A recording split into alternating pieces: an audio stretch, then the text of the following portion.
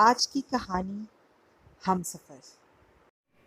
आपको 5 तारीख को छुट्टी मिल तो जाएगी ना? आभा के बोल में कई प्रश्न छिपे थे। हाँ आभा, तुम कितनी दफ़ा पूछ चुकी हो और मेरा जवाब वही है। इतना क्यों सोच रही हो? मैं सब आराम से संभाल लूंगा। राज ने हौसला दिया, पर फिर भी चेहरे पर हदस साफ नजर आ रही थी। काफी सोचने के बाद आभा ने कहा, सविता ताई को बुला लें।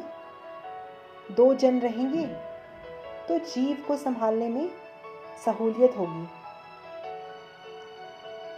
यह सुनते ही राज हंस पड़े। इसमें हंसने की क्या बात है राज? आपकी चाची हैं, बड़े बुजुर्गों का साथ बना रहना चाहिए।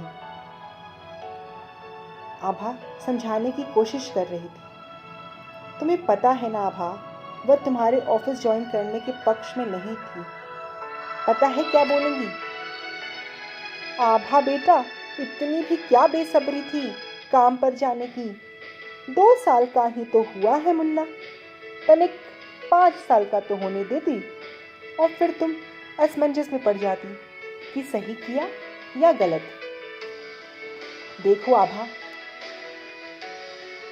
जीव हम दोनों की संतान है, मेरी भी जिम्मेदारियां हैं। अगर एक रोज मैं संभाल लूंगा तो फिर वह मेरा गुणगान करने लगेगा। अच्छा, तो इस बात से परेशान हो कि वह पापा की टीम में आ जाएगा। राज ने माहौल को अपनी हास्य कला से खुशनुमा करने का प्रयत्न किया। आप भी ना राज, बहुत अच्छे हैं आप। नौकरी छोड़ने का निर्णय भी मेरा था और 2 साल बाद ज्वाइन करने का भी। आपने मेरा हर निर्णय में साथ दिया है, हर जिम्मेदारी में कदम से कदम मिलाया है। यह आपका ही दिया हुआ साहस और हौसला है जिसने मेरा आत्मविश्वास बढ़ाया। जीव 2.5 साल का होने को चला है और 3 महीने पहले जब नौकरी पर जाने का सोचा तो कांप उठी थी, पर वह आप ही थे जिसने मनोबल बढ़ाया। अब देखिए, 9 बजे तक जीत को तैयार कर ऑफिस के लिए निकल जाती हूँ और आप मॉर्निंग ड्यूटी निभाकर 1 बजे तक घर आ जाते हैं। उसके बाद तो आप ही संभालते हैं शाम तक। फिर भी मैं क्यों ही सोच रही हूँ, शायद इंस्पेक्शन के काम से दूसरे शहर जा रही थी इसलिए। सुबह 6 बजे निकलूंगी और रात 9। कोशिश करूंगी और जल्दी आ जाऊं। 8 से 2 तो काकी रहती ही है। काकी से याद आया, बहुत साथ दिया उन्होंने हमारा। जीव को बहुत लाड़ प्यार करती हैं और खाना भी अच्छा पकाती हैं। कितना सोचती हो, सो भी जाओ। 2 दिनों से यही गाथा सुन रहा हूँ तुम्हारी। मैं तो चला सोने। अगर यह मनोहर कहानी खत्म हुई तो प्लीज लाइट ऑफ कर देना। पर आभा को नींद कहाँ आने वाली थी। वह यही सोचती रही कि परसों का दिन अच्छे से बीते। 3 बारी इस इंस्पेक्शन और ऑडिट को मना कर चुकी हूँ, अब नहीं कर सकती थी। हे माता रानी, सब ठीक से हो जाए। अचानक घंटी बजी। ओह, बाई आई होगी, इतनी जल्दी 5 बज गए। चाय चढ़ाती हूँ, राज निकलने वाले हैं ऑफिस के लिए। आई, रुको, खोलती हूँ। राज को विदा कर नाश्ते की तैयारी में लग गई, तभी काकी आई।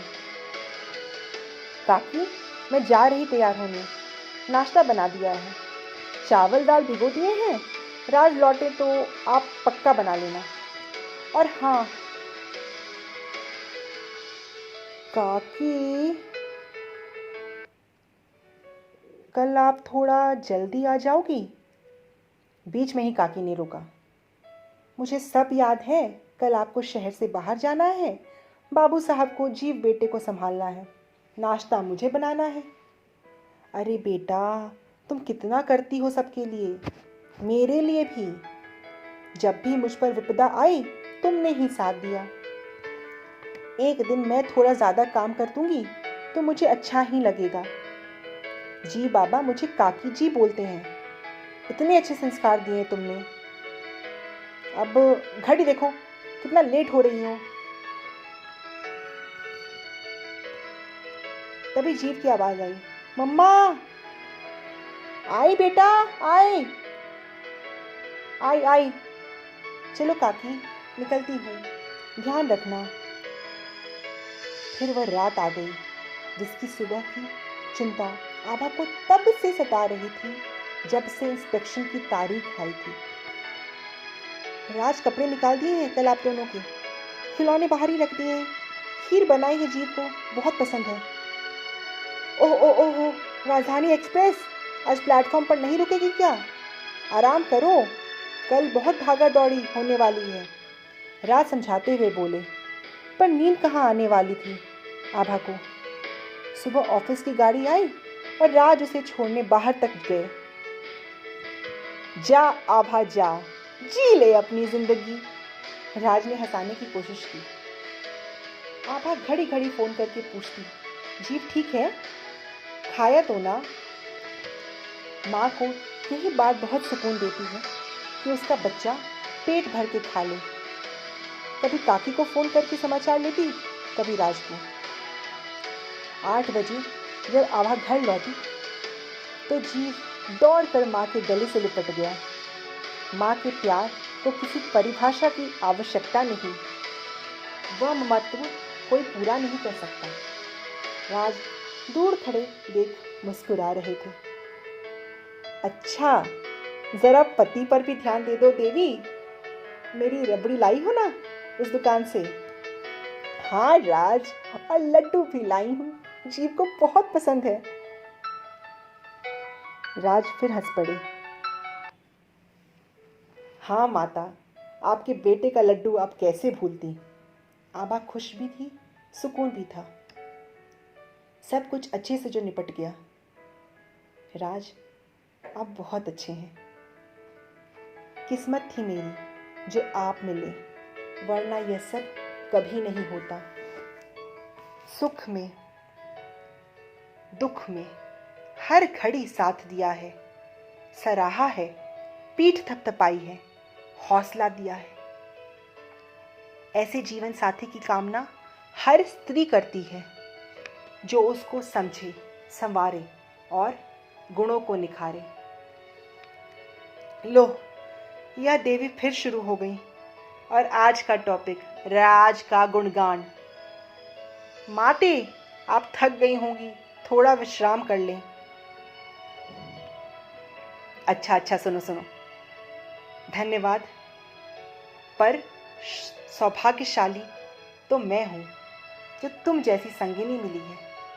तुमने मुझे संवारा है, मेरे घर को, हर रिश्ते को निखारा है।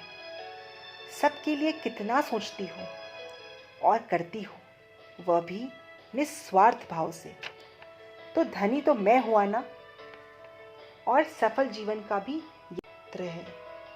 खुशियों को बांटिए, एक दूसरे को साथ दीजिए। कमियां निकालने वालों की कमी नहीं संसार में। आप अपने रिश्ते को प्यार दीजिए, सम्मान और विश्वास दीजिए।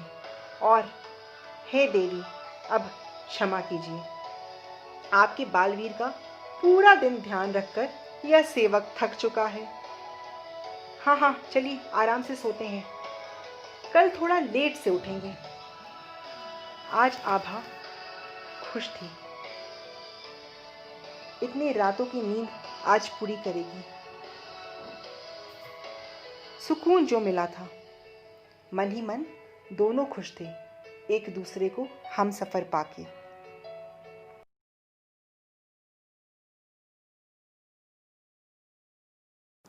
उम्मीद करती हूँ आज की कहानी पसंद आई होगी।